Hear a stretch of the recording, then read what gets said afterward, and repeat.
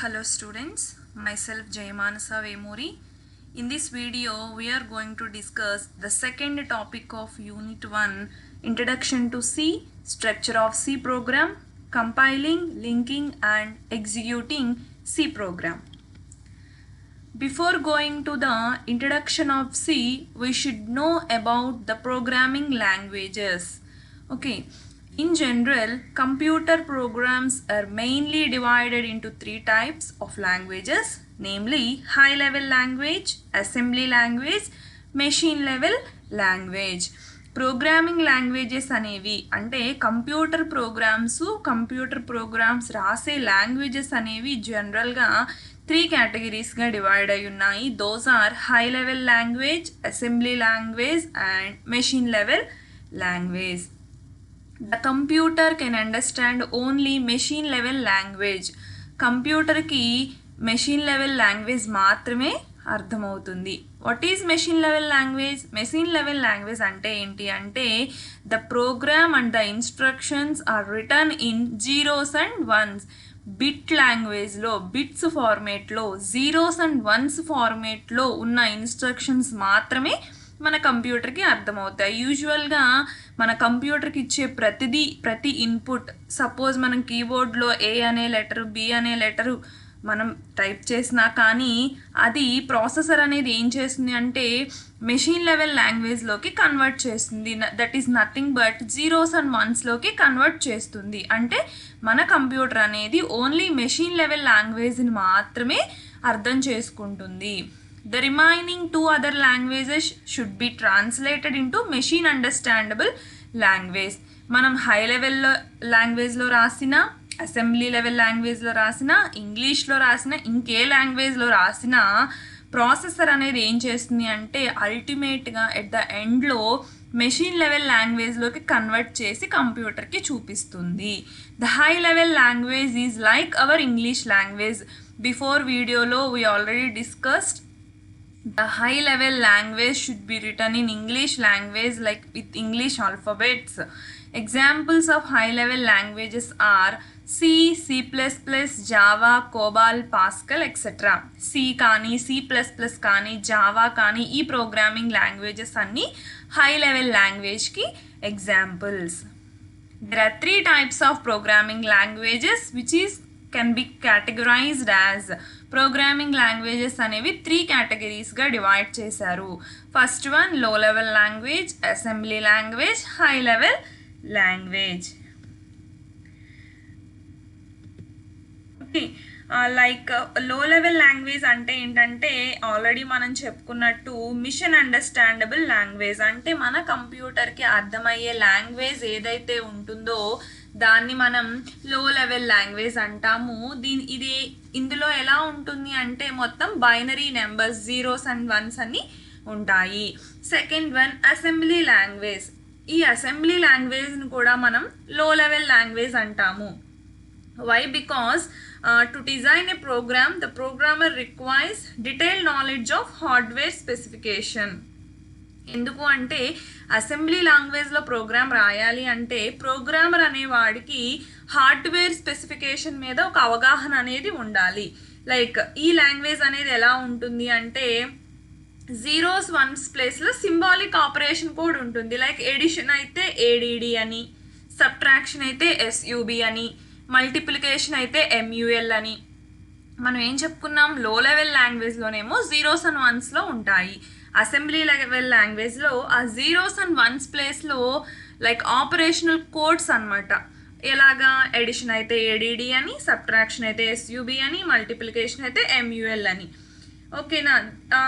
దీంట్లో ఏంటి అంటే లో లెవెల్ లాంగ్వేజ్ కన్నా కొంచెం ఈజీగా తప్పులు ఏమన్నా ఉంటే ఐడెంటిఫై చేయగలుగుతాము. Coming to the next high level language. High level language అంటే ఏంటి అంటే లైక్ మనం ఇంగ్లీష్లో ఎలా అయితే రాసుకుంటామో, లైక్ ఇంగ్లీష్ లాంగ్వేజ్లో మనం వర్డ్స్ ఎలా అయితే రాసుకుంటామో, నోటేషన్స్, మ్యాథమెటికల్ నోటేషన్స్ ఎలా అయితే ఇచ్చుకుంటామో, నిన్న శాంపుల్ అల్గారిథమ్ ఫ్లో చార్ట్ చూసాం కదా, అందులో ఎలా అయితే మనం ఇన్స్ట్రక్షన్స్ ఇచ్చుకుంటామో with mathematical functions, mathematical operators along with the English words, high level language అనేది మనము రాసుకుంటాము. These are the 3 types of languages which are used to write a program. The main concept of this video, introduction to C. C programming language was developed in 1972 by Dennis Ritchie at Bell Laboratories of AT&T located in USA. He is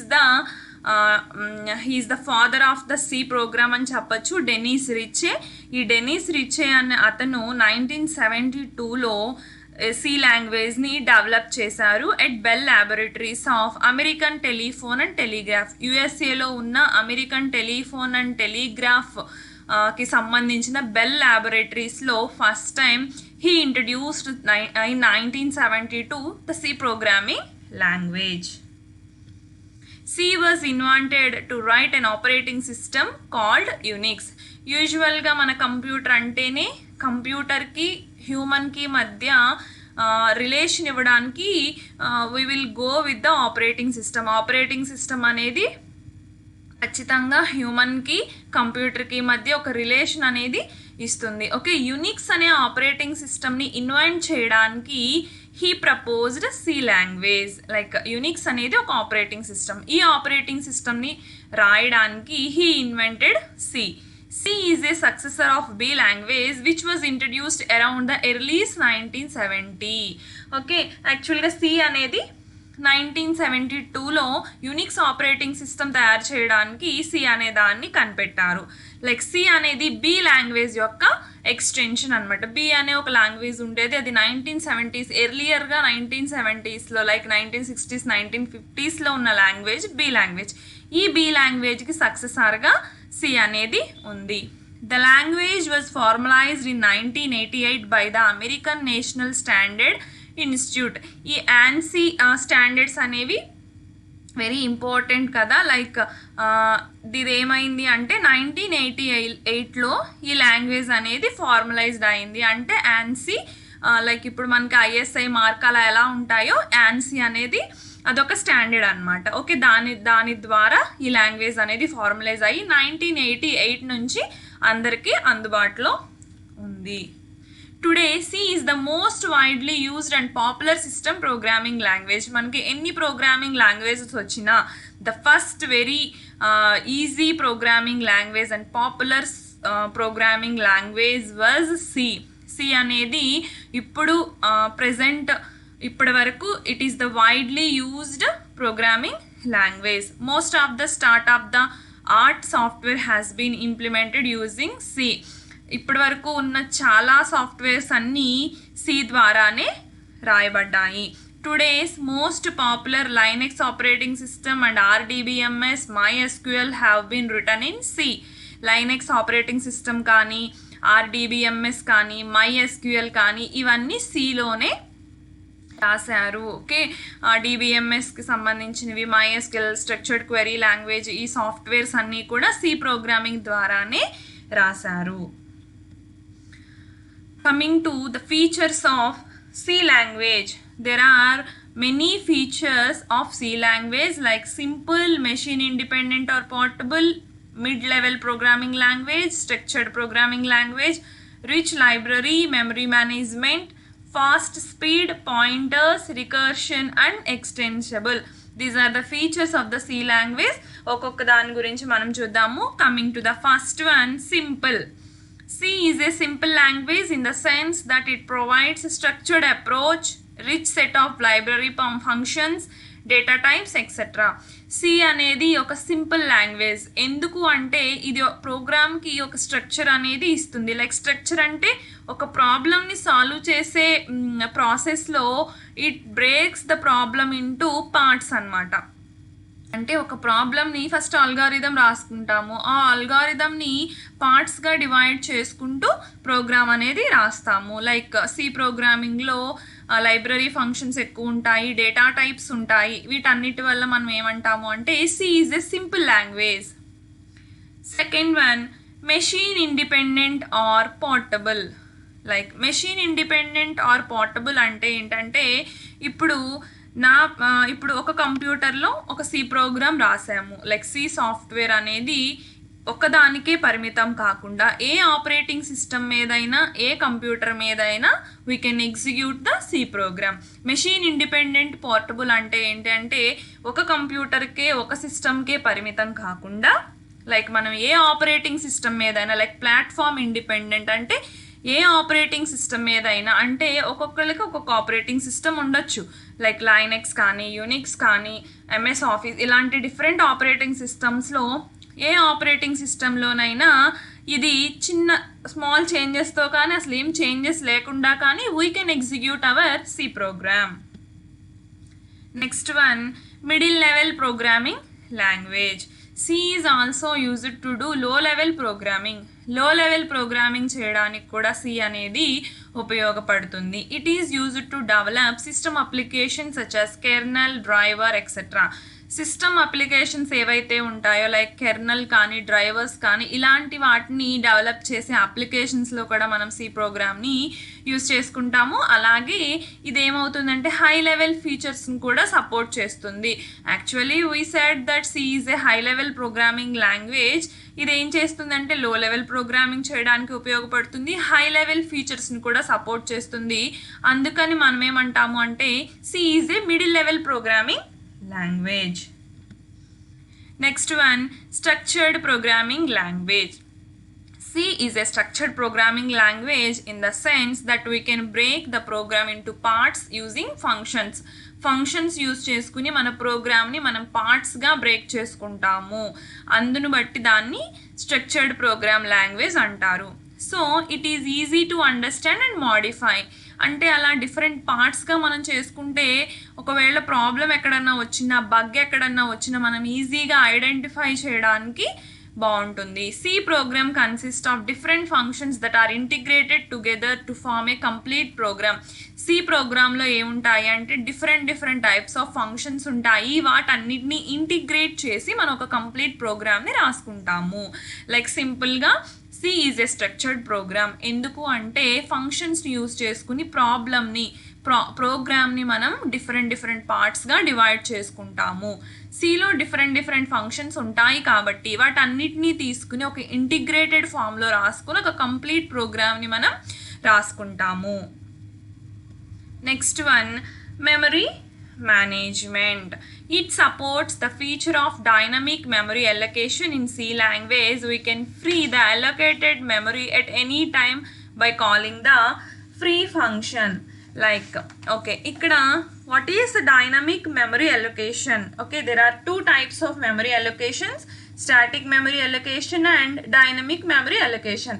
యూజువల్గా static memory allocation అంటే ఏంటంటే memory is allocated for the variable by the compiler. Compilation టైంలో variable మనం ఏదైతే variable తీసుకుంటామో దానికి ఒక memory కావాలి కదా, మరి ఆ మెమరీని అలొకేట్ చేసే ప్రాసెస్ని స్టాటిక్ మెమరీ అలొకేషన్ అంటారు.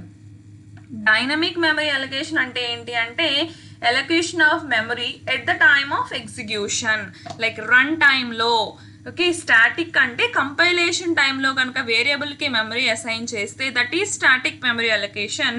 డైనమిక్ మెమరీ అలొకేషన్ అంటే allocation of memory at the time of execution time అంటే రన్ టైంలో కనుక మనం వేరియబుల్కి మెమరీని అలోకేట్ చేయగలిగితే దాన్ని డైనమిక్ మెమరీ అలొకేషన్ అంటారు.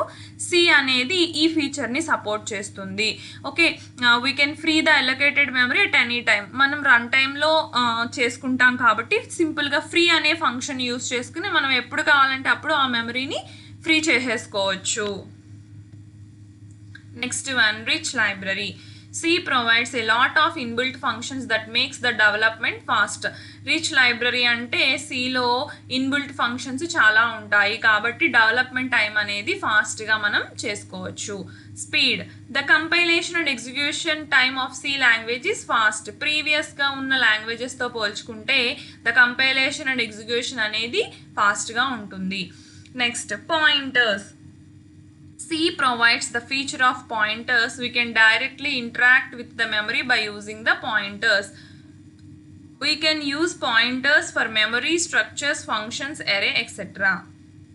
అసలు Cలో the main concept is pointers అంటే ఏంటి అంటే మనము డైరెక్ట్గా మెమరీతో ఇంటరాక్ట్ అవ్వచ్చు బై యూజింగ్ పాయింటర్స్ని యూజ్ చేసుకుని we can directly interact with the memory. Okay, we can use pointers for memory, structures, functions, arrays. ఇలాంటి డేటా టైప్స్ స్ట్రక్చర్స్తో కానీ ఫంక్షన్స్ కానీ అరేస్ కానీ వీటన్నిటికీ మనం పాయింటర్స్ని యూజ్ చేయొచ్చు. Next one, recursion.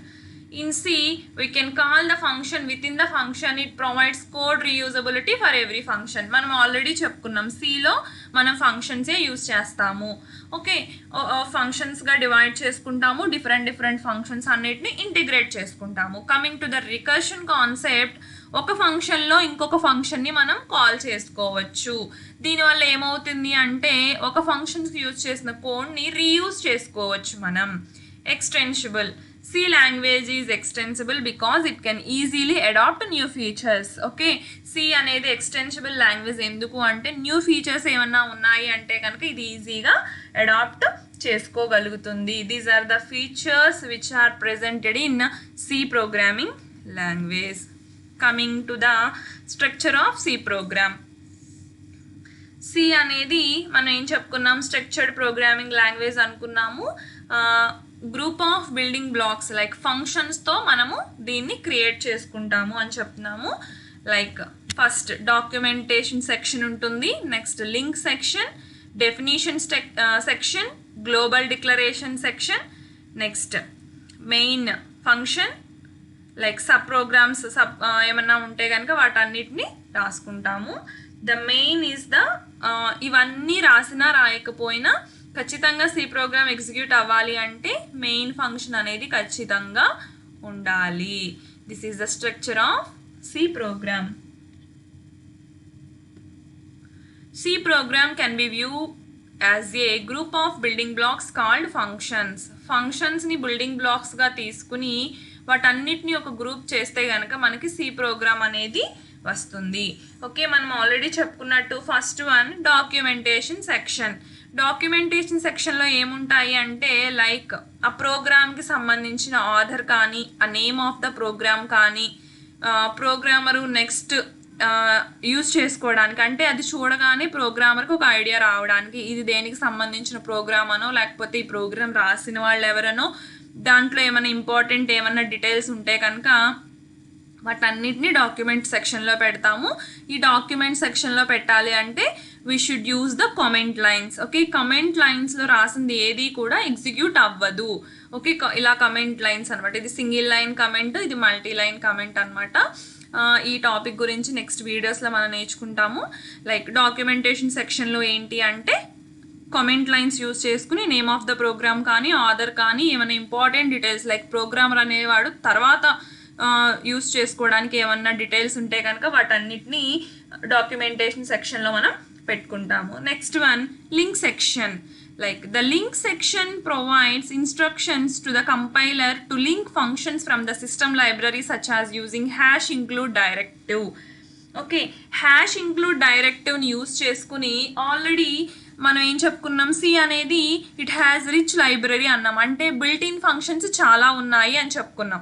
ఓకే, ఆ ఫంక్షన్స్ అన్నిటినీ మన ప్రోగ్రాంలోకి మనం ఇన్కార్పొరేట్ చేసుకోవడానికి ఒక డైరెక్టివ్ అనే దాన్ని తీసుకుని మనకి ఏ టైప్ ఆఫ్ ఫంక్షన్స్ కావాలో, అంటే మన ప్రోగ్రాంలో మ్యాథమెటికల్ ఫంక్షన్స్ యూజ్ చేసుకోవడానికి ఒక టైప్ ఆఫ్ హెడర్ ఫైల్స్, లేకపోతే ఇంకా ఇన్పుట్ అవుట్పుట్ స్టేట్మెంట్స్కి ఒక రకం, ఇలాంటి వాటన్నిటినీ మనం ఆ లైబ్రరీ నుంచి మనం తెచ్చుకోవడానికి లింకింగ్ సెక్షన్ అనేది ఉంటుంది. ఓకే, ఇక్కడ మనం ఒకటి చెప్పుకున్నాం, #include directive. #include directive అంటే ఏంటి అంటే this is the pre processor directive అనమాట. ఓకే, ప్రీ ప్రాసెసర్ డైరెక్టివ్ అంటారు. ఎగ్జాంపుల్స్ చూసినట్టయితే #include stdio.h, #include conio.h. First one stdio.h అంటే ఏంటంటే స్టాండర్డ్ ఇన్పుట్ అవుట్పుట్ స్టేట్మెంట్స్ రాయడానికి దానికి సంబంధించిన ఫంక్షన్స్ లైబ్రరీ నుంచి తెచ్చుకోవడానికి ఈ స్టేట్మెంట్ ఉపయోగపడుతుంది. నెక్స్ట్ conio.h, యూజువల్గా మనం conio.h అంటాము. అదే ఏంటి అంటే కన్సోల్ ఇన్పుట్ అవుట్పుట్ స్టేట్మెంట్స్, అంటే ఏంటి గెట్ కానీ పుట్ కానీ ఇలాంటి ఫంక్షన్స్ని మనం యూజ్ చేయాలి అంటే conio.hని యూజ్ చేస్తాం. ఇంకొకటి ఏంటంటే math.h, అంటే మ్యాథమెటికల్ ఫంక్షన్స్ని మనం యూజ్ చేయాలి అంటే లైక్ స్క్వేర్ రూట్స్ కానీ ఇలాంటి వాటిని యూస్ చేయాలి అంటే we go with the math.h hash include math.h అనమాట. ఇలాంటి లైబ్రరీలో ఉన్న ఫంక్షన్స్ని మనం తీసుకోవడానికి simply we go with the hash include directive. మనకి ఇన్పుట్ అవుట్పుట్ స్టేట్మెంట్స్ కావాలంటే అది, కన్సోల్ స్టేట్మెంట్స్ లైక్ గెట్ కానీ పుట్ కానీ ఇలాంటి ఫంక్షన్స్ యూస్ చేసుకోవాలంటే convo.h, మ్యాథమెటికల్ ఫంక్షన్స్ చేసుకోవాలి అంటే math.h. Next one definition section. The definition section defines all symbolic constants such using the hash define directive. hash define directive ని use చేసుకుని symbolic constants ఏవైతే ఉన్నాయో వాటిని డిఫైన్ చేసుకుంటాము. Example hash define size 20. Okay, ఇలా అన్నమాట. Next one global declaration. Global declaration is nothing but there are some variables that are used in more than one function. Such variables are called global variables. Okay, ఇప్పుడు మనం ఏం చెప్పుకున్నాము, C program అనేది ఫంక్షన్స్గా ఉంటుంది. ప్రతి ఫంక్షన్కి వేరియబుల్ని డిక్లేర్ చేసుకుంటాము, మెథడ్ ఉంటుంది. కొన్ని గ్లోబల్ వేరియబుల్స్ ఉంటాయి. అంటే ఏంటంటే ఒకటి కన్నా ఎక్కువ ఫంక్షన్స్లో మనం యూస్ చేసుకునే వేరియబుల్స్ అనమాట. అలాంటి వాటిని మనం ఏమంటాము అంటే గ్లోబల్ వేరియబుల్స్ అంటారు. ఈ గ్లోబల్ వేరియబుల్ని మనం ఎక్కడ డిక్లేర్ చేయాలి అంటే గ్లోబల్ డిక్లరేషన్ సెక్షన్లో డిక్లేర్ చేయాలి. ఓకే, గ్లోబల్ డిక్లరేషన్ సెక్షన్లో డిక్లేర్ చేసిన వేరియబుల్స్ అన్నీ కూడా ఒకటి కన్నా ఎక్కువ ఫంక్షన్స్లో, అంటే త్రూ అవుట్ ద ప్రోగ్రామ్ మీరు ఎన్ని ఫంక్షన్స్లోనైనా we can use those variables which are presented in global declaration section. This section also declares all the user defined functions. Okay, user defined functions ఏవైతే ఉన్నాయో వాటన్నిటిని మనం గ్లోబల్ డిక్లరేషన్ సెక్షన్లో చేసుకుంటాము. Like ఎలా రాస్తాము అంటే data type, variable name equal to value, ఇంట్, క్యారు ఇవన్నీ డేటా టైప్స్ అనమాట. ఫర్దర్ టాపిక్స్లో మనం నేర్చుకుంటాము. ఓకే, డిక్లరేషన్ అనేది ఒక వేరియబుల్ యొక్క డిక్లరేషన్, వాల్యూ ఇనీషియలైజేషన్ అనేది మనం ఇలా చేస్తాము. Okay, next one main function. Main function is the very important function. మనకి పైన మనం చెప్పుకున్న ఏవి ఉన్నా లేకపోయినా మెయిన్ ఫంక్షన్ దగ్గర నుంచి ప్రోగ్రామ్ ఎగ్జిక్యూషన్ అనేది స్టార్ట్ అవుతుంది. Every C program must have one main function section. ఒక ప్రోగ్రామ్కి ఒక మెయిన్ ఫంక్షన్ మాత్రమే ఉంటుంది. This function consist of 2 parts, declaration part, executable part. First one declaration part. Declaration పార్ట్లో ఏం చేస్తాము అంటే మన ప్రోగ్రాంలో మనం యూస్ చేసుకోవాలనుకున్న వేరియబుల్స్ అన్నిటినీ డిక్లేర్ చేస్తాము. అంటే ఎగ్జిక్యూషన్ పార్ట్లో మనం ఉపయోగించుకునే వేరియబుల్స్ అన్నిటినీ మనం ఇక్కడ డిక్లేర్ చేస్తాము. ఎందుకు డిక్లేర్ చేస్తాము అంటే మనం డిక్లేర్ చేయగానే వాటికి సంబంధించిన మెమరీ అనేది అలొకేట్ అవుతుంది మెమరీలో. సో దానికోసం మనం వేరియబుల్స్ని డిక్లేర్ చేసుకుంటాము. Next one executable part. There is at least one statement in the executable part. Executable పార్ట్లో ఖచ్చితంగా మినిమం ఒక స్టేట్మెంట్ అయినా ఉండాలి. These 2 parts are must appear between the opening and closing braces. Like నేను చూపించినట్టు ఓపెనింగ్ అండ్ క్లోజింగ్ బ్రేసెస్లో మనము declaration part and executable పార్ట్ని రాసుకుంటాము. The program execution begins at the opening brace and ends at the closing brace. Opening బ్రేస్లో program execution start అవుతుంది, closing బ్రేస్లో program అనేది end అవుతుంది. The closing brace of the main function is the logical end of the program. Okay, closing brace ఏదైతే ఉంటుందో అది programme యొక్క logical end అనమాట. ఆ ప్రోగ్రామ్కి సంబంధించిన logical end. All statements in the declaration and executable part end with a semicolon. Main ఫంక్షన్లో మనం రాసే స్టేట్మెంట్స్ ఏవైతే ఉన్నాయో those should end with the సెమీకోలన్తో ఎండ్ చేయాలి. మనం ఎగ్జిక్యూట్ చేసేటప్పుడు ఒక సెమీకోలన్ మిస్ చేసినా కానీ ఎర్రర్ చూపిస్తుంది. Next one sub program section. If the program is a multifunction program, then the subprogram section contains all the user defined functions that are called in the main function. ఇప్పుడు main ఫంక్షన్లో మనకి కావాల్సిన executable statements రాసుకున్నాము. అక్కడ ఏమన్నా మనం ఫంక్షన్స్ని call చేస్తే కనుక ఆ ఫంక్షన్స్కి సంబంధించిన బాడీ అంతా మనం సబ్ ప్రోగ్రామ్ సెక్షన్లో రాసుకుంటాము. Okay, user defined functions are generally placed immediately after the main function. User defined functions ఏవైతే ఉన్నాయో అవన్నీ మెయిన్ ఫంక్షన్ తర్వాత మనం రాసుకుంటాము. Although they may appear in any order, అవి ఏ ఆర్డర్లోనైనా ఉండొచ్చు, కానీ మనం మెయిన్ ఫంక్షన్లో రాసుకున్న కాలింగ్ ప్రకారమే అవి ఎగ్జిక్యూట్ అవుతాయి. All section except the main function section may be absent when they are not required. నేను చెప్పినట్టు మెయిన్ ఫంక్షన్ అనేది ఖచ్చితంగా ఉండాలి. మిగతా మనం చెప్పుకున్న ఏ సెక్షన్ అయినా కానీ అవి అవసరం లేకపోతే మనం రాయాల్సిన నీడ్ లేదు. This is the structure of the program. Here we go with the simple example sum of any two numbers. Previous వీడియోలో మనం చెప్పుకున్న ఆల్గారిథం ఎనీ టూ నెంబర్స్ యొక్క some of two numbers. First one directive #include stdio.h.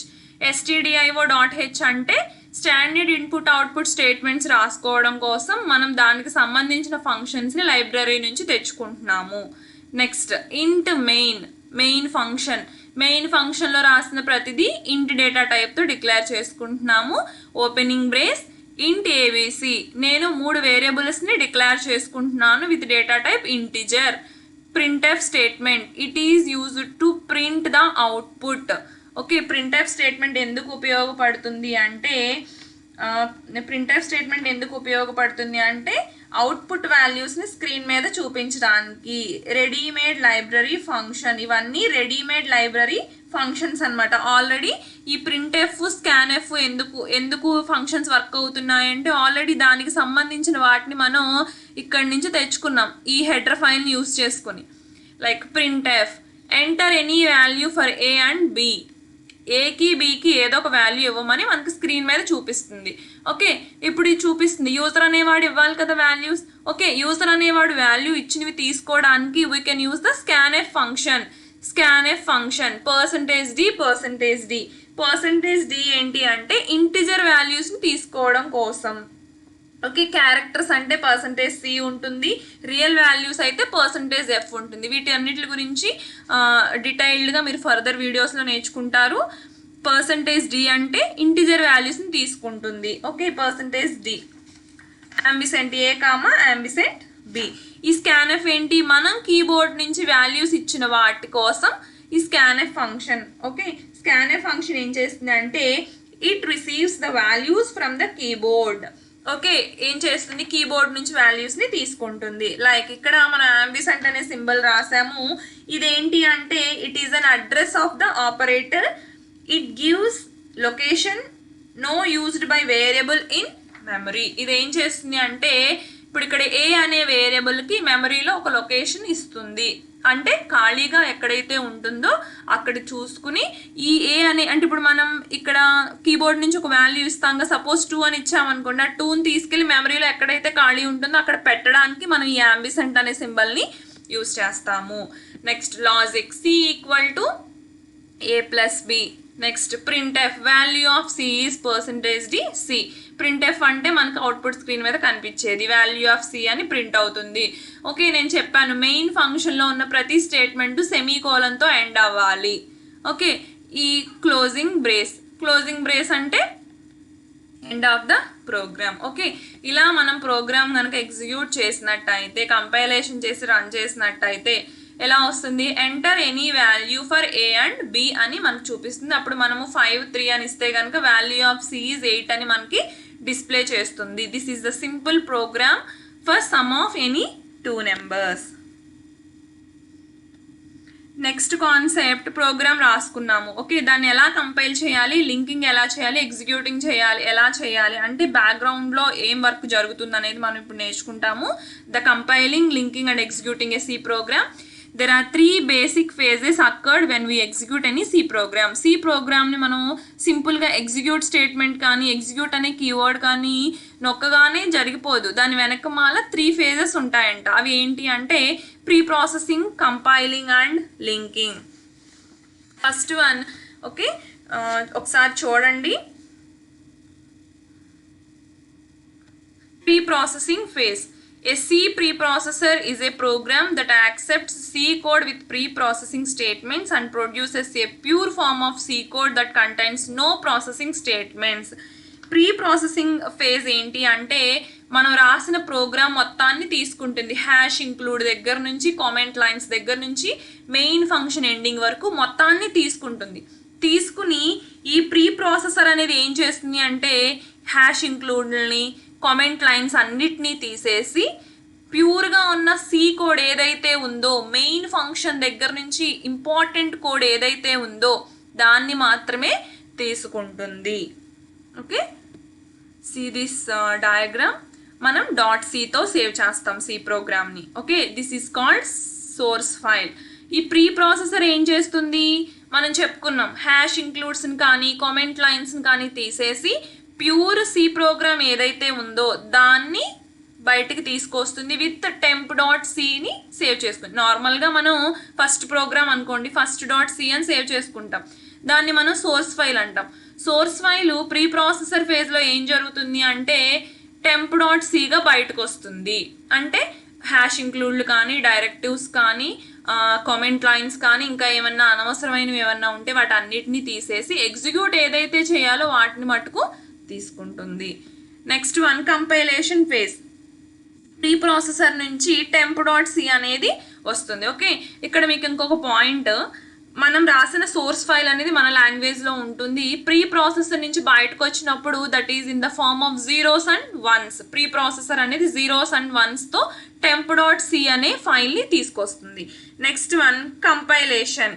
Compilation ఫేజ్లో ఏమవుతుంది అంటే pre processor నుంచి వచ్చిన output ఫైల్ని ఇది ఇన్పుట్ ఫైల్గా తీసుకుని ఇదేం చేస్తుంది అంటే ఒక స్పెషల్ ఫైల్ అనమాట, అంటే ఒక ఆబ్జెక్ట్ ఫైల్ లాగా దాన్ని బయటికి తీసుకొస్తుంది.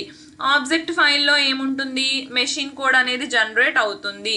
ఓకే, ఆబ్జెక్ట్ చూడండి temp.c, ఇది కంపైలర్ దగ్గరికి వెళ్ళి ఏమవుతుంది అంటే ఒక స్పెషలైజ్డ్ జీరోస్ అండ్ వన్స్ ఫార్మేట్స్తో ఒక ఆబ్జెక్ట్ ఫైల్ అనేది వస్తుంది. ఆబ్జెక్ట్ ఫైల్ అనేది .objలో ఉంటుంది, .obj ఎక్స్టెన్షన్తో ఉంటుంది.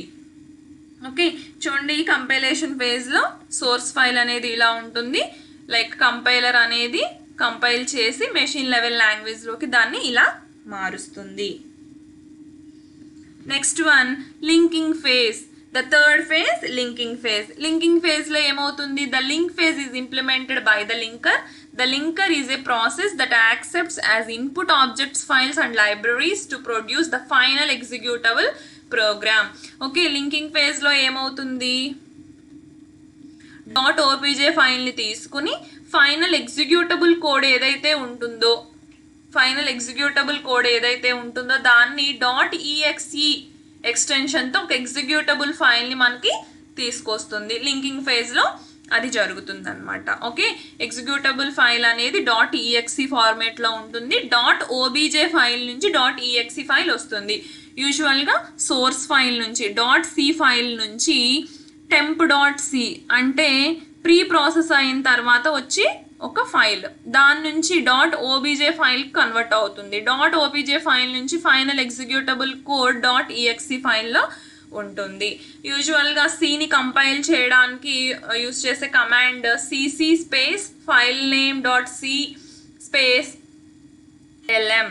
ఓకే, ఇలాగా మనం ఫైల్ నేమ్ ఏదైతే ఉంటుందో ఆ ఫైల్ నేమ్తో స్పేసెస్ ఇచ్చుకుని this is the syntax for compilation of the C program. If any mistakes in the syntax are found, they are listed out and the compilation process ends there.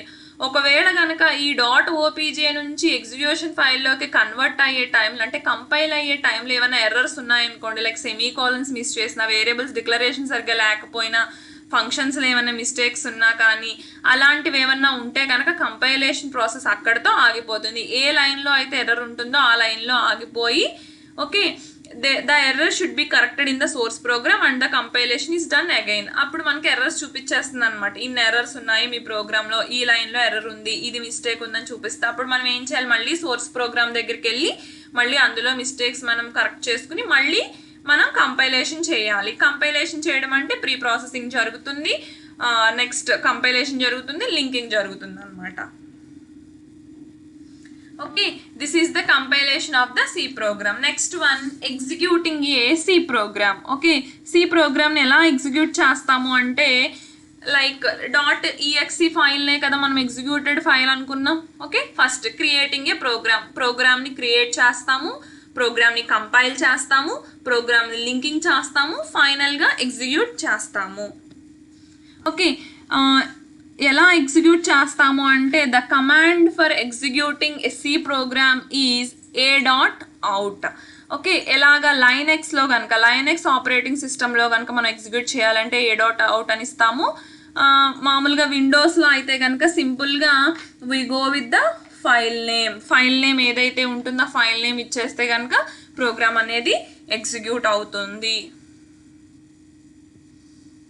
Okay, next one files used in C program.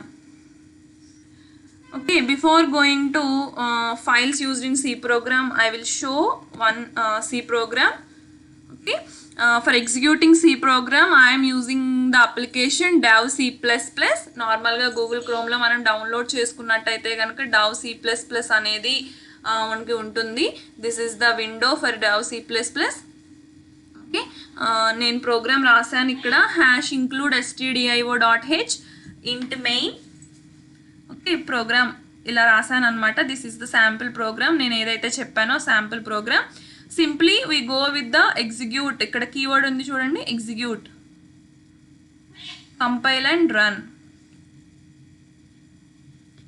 Okay, చూడండి, I don't have any errors in my program. నా ప్రోగ్రాంలో ఎటువంటి errors లేవు కాబట్టి ఇది అడుగుతుంది. Enter any value for A and B.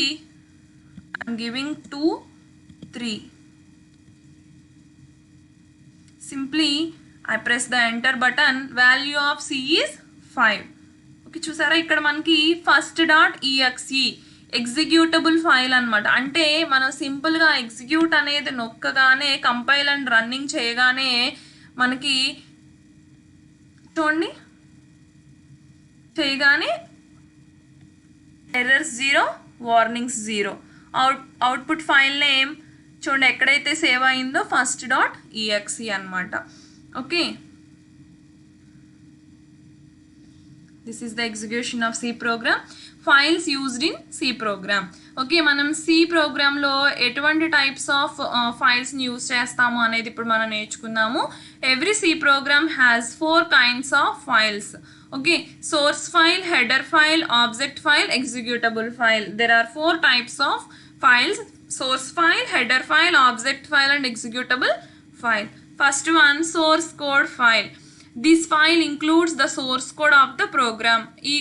ఈ ఫైల్లో ఏముంటుంది అంటే ప్రోగ్రామ్ యొక్క సోర్స్ కోడ్ అనేది ఉంటుంది. దీన్ని .c ఎక్స్టెన్షన్తో చేస్తాము. ఓకే, మనకు తెలుసు ప్రోగ్రామ్ రాసాక దాన్ని .c ఎక్స్టెన్షన్తో సేవ్ చేస్తాము.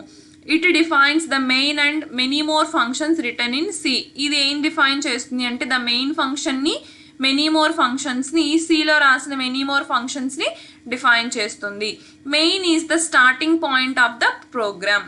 మెయిన్ అనేది అంటే మనం డైరెక్టివ్స్ రాసుకుంటాము, అవన్నీ రాసుకుంటాం, కానీ ఎగ్జిక్యూషన్ అనేది మెయిన్ ఫంక్షన్ నుంచే స్టార్ట్ అవుతుంది. It may also contain other source code files. ఇంకా వేరే సోర్స్ కోడ్ ఫైల్స్ కూడా ఉండొచ్చు. Next one, header files. They have an extension .h. మనం #include డైరెక్టివ్లో రాసుకునే ఫైల్స్ అనమాట .h files. They contain the C function declarations and macro definitions that are shared between various source files అనమాట. అంటే various source files మధ్య declarations కానీ definitions కానీ ఏమైనా షేర్ చేసుకుంటే కనుక వాటి కోసం ఈ హెడర్ ఫైల్స్ని యూజ్ చేస్తారు. The header files are added at the start of the source code so that they can be used by more than one function of the same file. వీటన్నిటిని మెయిన్ ఫంక్షన్లో source కోడ్లో స్టార్టింగ్లోనే రాస్తాం. ఎందుకు అంటే ప్రోగ్రామ్లో ఏ ఫంక్షన్ యూజ్ చేసినా, లైక్ మెయిన్ ఫంక్షన్ కానీ యూజర్ డిఫైన్డ్ ఫంక్షన్స్ కానీ ఎన్ని ఫంక్షన్స్లోనైనా వాటి యొక్క హెడర్ ఫైల్స్ని మనం యూజ్ చేసుకుంటాము. ఓకే, స్టాండర్డ్ హెడర్ ఫైల్స్ ఏమున్నాయి అంటే C provides us with some standard header files which are available easily. Okay, చూడండి string.h. These are used for handling string functions. String functions ఏవైతే ఉన్నాయో వాటిని హ్యాండిల్ చేయడానికి string.h, stdio.h used for giving standardized input and output statements కోసం stdio.h use చేస్తాము. Mathematical functions కోసం math.h use చేస్తాము. Dynamic memory allocation కోసం alloc.h అనమాట. ఇలాంటి ఫంక్షన్స్ని మనం యూస్ చేస్తాము. Next one object files. An object file is a file containing object code with an extension .obj. Okay, .objతో .oతో మన ఆబ్జెక్ట్ ఫైల్స్ అనేవి ఉంటాయి. Meaning relocatable format machine code that is usually not directly executable. ఇది execute చేసేది కాదు, అంటే ఎగ్జిక్యూషన్కి pre ప్రాసెసింగ్కి మధ్య ఉండే ఫైల్ అనమాట. They are the files that are generated by the compiler as the source code file is processed. Source code file ని process చేసినప్పుడు ఈ ఫైల్ అనేది జనరేట్ అవుతుంది. These files generally contain the binary code of the function definitions. నేను చెప్పినట్టు ఇందులో binary code ఉంటుంది, 0s and 1s ఫార్మేట్లో మనకి కోడింగ్ అనేది ఉంటుంది. The object file is used by the linker for producing an executable file for combining the object files together. Object files అన్నిటినీ కలిపి linker, ఒక ప్రోగ్రామ్కి మెనీ ఆబ్జెక్ట్ ఫైల్స్ ఉంటాయి కనుక వాటన్నిటినీ కలిపి లింకర్ ఒక ఎగ్జిక్యూటబుల్ ఫైల్ని క్రియేట్ చేస్తుంది. The last one executable file. The file is generated by the linker. Object file అయ్యాక లింకర్ అనేది ఈ ఎగ్జిక్యూటబుల్ ఫైల్ని డిక్లేర్ చేస్తుంది. Various object files are linked by the linker for producing a binary file which will be executed directly. Various object files ఉంటే వాటన్నిటిని link చేసి ఒక binary ఫైల్ని ప్రొడ్యూస్ చేస్తుంది. ఈ ఎగ్జిక్యూటబుల్ ఫైల్ .exe ఎక్స్టెన్షన్తో ఉంటుంది. These are the files used in the C program. The summary for the video. Introduction of C అనేది డెనిస్ రిచే అని అతను 1972లో ఇన్వెంట్ చేశారు. The features of C, program structure ఎలా ఉంటుంది, the compiling, linking and execution of C program అనేది ఈ వీడియోలో మనం చూసాము. These are the reference textbooks for C, programming in C. Thank you.